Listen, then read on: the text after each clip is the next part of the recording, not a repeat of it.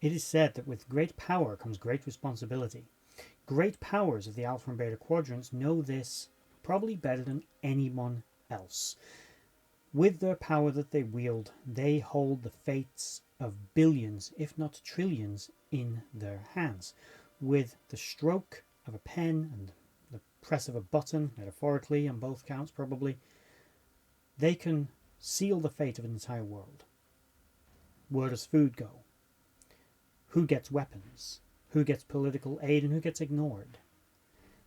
But with that power, sometimes there's the hammer and sometimes there's the scalpel. And the scalpel is what we're going to discuss today. The Romulan Tal Shiar and Cardassian Obsidian Orders. While I compare these two great powers of the Alpha and Beta Quadrants in their overall capabilities, let's look at their two foremost and most famous secret organizations. We'll start with the Romulan Tal Shiar.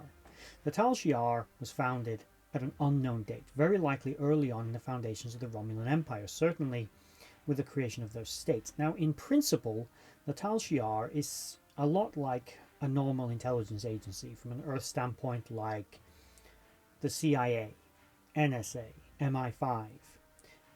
But it has other attributes that make it more aligned with an organization perhaps like the Stasi or the KGB. Most of the Tal Shiar's resources are tied up in security, identifying and eliminating threats, but also ensuring domestically that their people toe the line and know their place. There are stories of Romulans being dragged out of their houses in the middle of the night, being put on show trials and then being sentenced to death for being something as little as an idealist, a threat to the state. And the Tal Shiar are enforcers of all things that are the rule of the state. But they are also responsible for the elimination of said threats, whether that be a Romulan, a Reman, a Starfleet officer, or anyone else from another society who could potentially destabilize the Romulan Empire or subvert their plans, whatever those may be. The Tal Shiar structure is a little vague. It seems to have elements of military, with that it can operate its own ships and warships, and even has ranking systems like Major within its structure, such as Major Rakal, who Deanna Troi briefly impersonated. They are a secretive organization, but for a secretive organization, they want to be well known. They want everyone to fear them. There's a great deal of rivalry between them and the military, probably because they overlap on so many levels, and the Tal Shiar are generally considered to be the ones who are in charge if they're on the scene.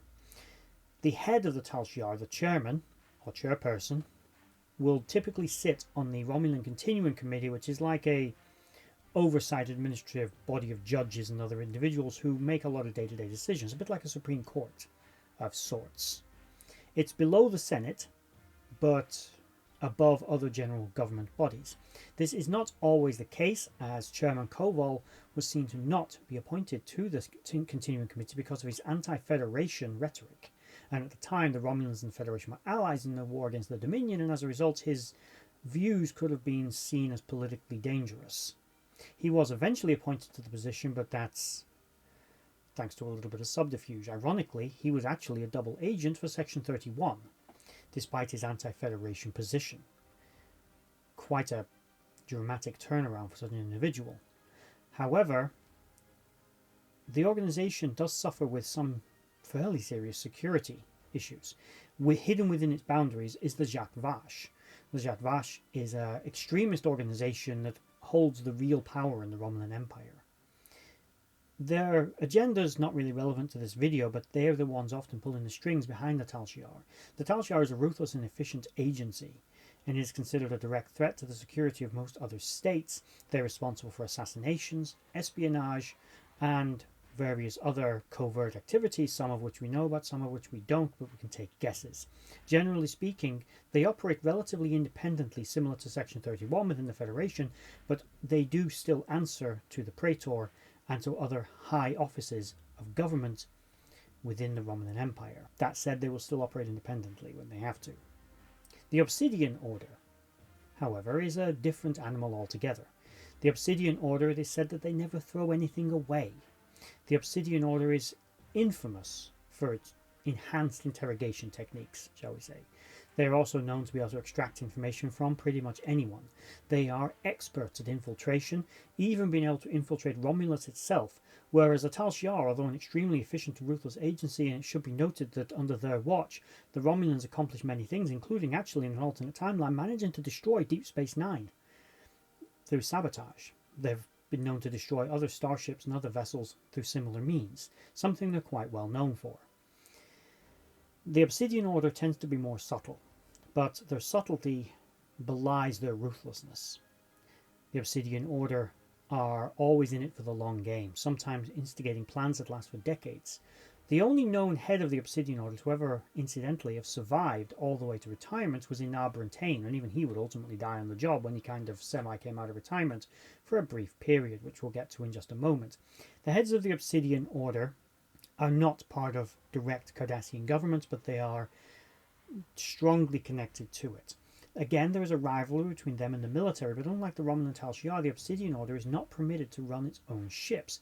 It can coordinate, tell ships what to do, and tell the military what to do to a degree, but in theory, in principle, they're not allowed to operate their own vessels. However, we learn that that's not always the case. The Obsidian Order was exposed during a brief alliance between Starfleet and the Cardassian military to recapture the USS Defiant that had been hijacked by the Maquis and was attacking Cardassian outposts, that there was something hidden in a nebula. The Defiant and the Maquis were on their route there to try and expose it. The Obsidian Order intervened and said that no military ships were permitted to enter that nebula, including Cardassian. It turns out there was a secret Obsidian Order base filled with military personnel loyal to the Obsidian Order, and a fleet of Keldon-class warships hidden inside that nebula. Luckily, they stood down and didn't attack the Cardassian ships, which is, again, its own story, but it shows that between the Obsidian Order and the military, there's this fine line between working together and coming to blows.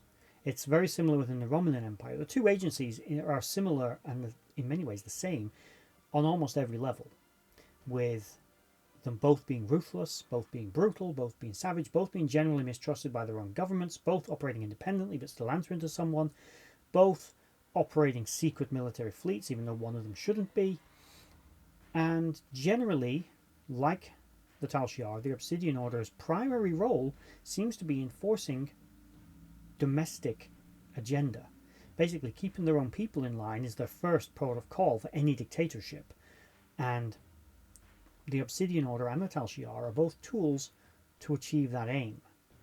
But both agencies externally are also extremely dangerous and threatening to both the allies of these powers and their enemies.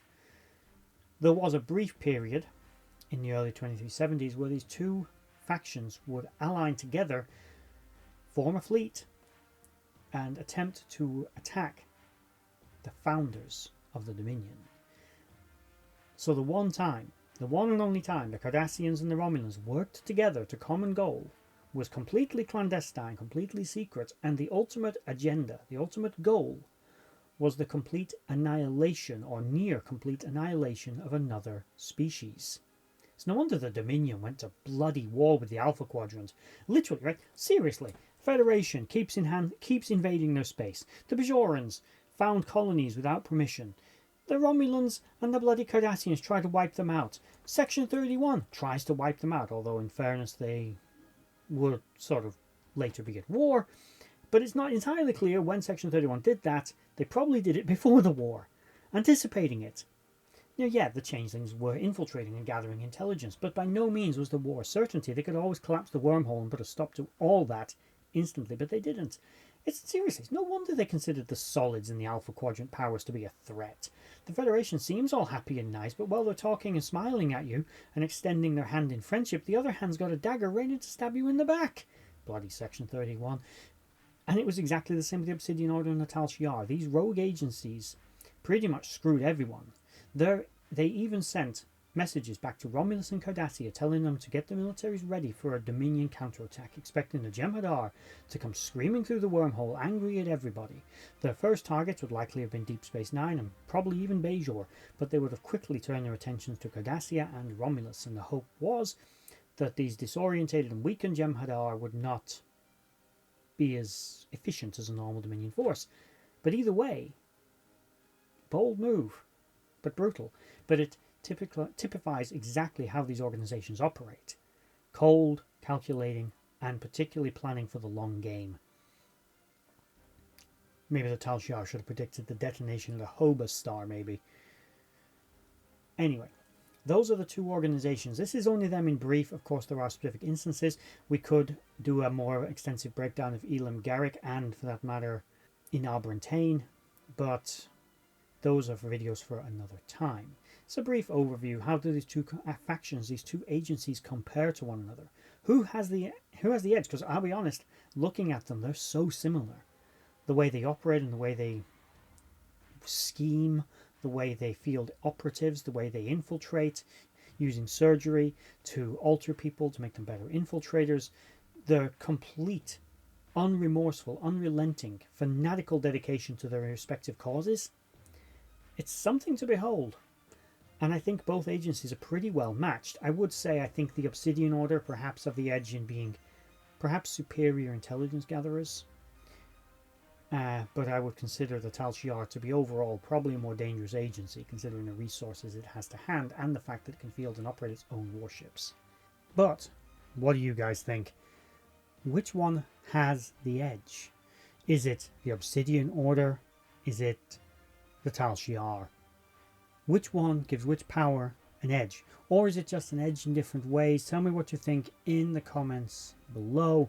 And for that, we're now at the end of this video. If you did enjoy it, please like, share, subscribe, comment down below. And if you really enjoyed it, hit the real subscribe button, which is the bell notification icon, to stay up to date with all the uploads from this channel. And also please check out the other videos in this playlist, and across the channel there are many Star Trek videos going back quite a ways now. And with that, we're at the end of this video, and thank you for watching.